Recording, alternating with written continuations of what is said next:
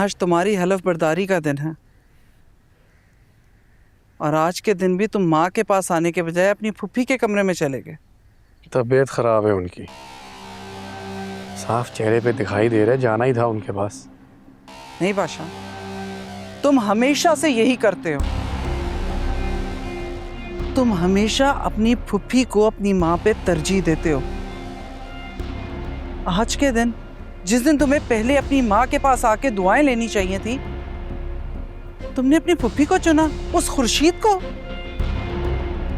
तुम्हें अपनी माँ के जज्बात और इज्जत का कोई ख्याल नहीं। बात अहमियत की नहीं है, जरूरत की है। और आज उनको हमारी सबसे ज्यादा जरूरत है। उनकी शक्ल पे नजर आ रहा है दुख, जो शायद आपको कभी नजर ही ना है।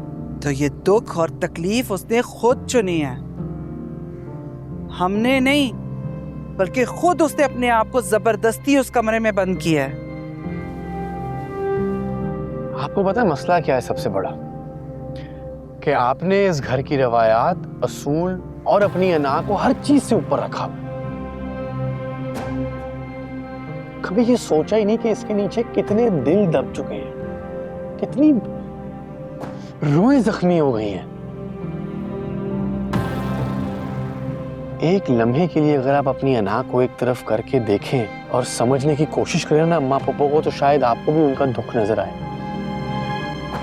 जो बगावत इस हवेली की रवायात के आड़े आती है, उसे इसी तरह कुचल दिया जाता है। और खुर्शीद, उसने अपनी हर हरकत और बातों से हमेशा इस हवेली की रवायात को कमजोर करने की कोशिश की है। अम्मा, अगर हमने अपनी इन रवायात को इंसानों के सुकून और खुशियों से और ज्यादा इंपॉर्टेंस दी ना, तो हमारी रूह खो जाएगी। इसीलिए मैं आपसे दरख्वास्त कर रहा हूँ कि एक लम्हे के लिए, सिर्फ एक लम्हे के लिए, ये रवायात के पर्दे से बाहर आके दुनिया को देखने की कोशिश करें। शायद आपको भी सुकून मिले और सच्चाई नजर आए।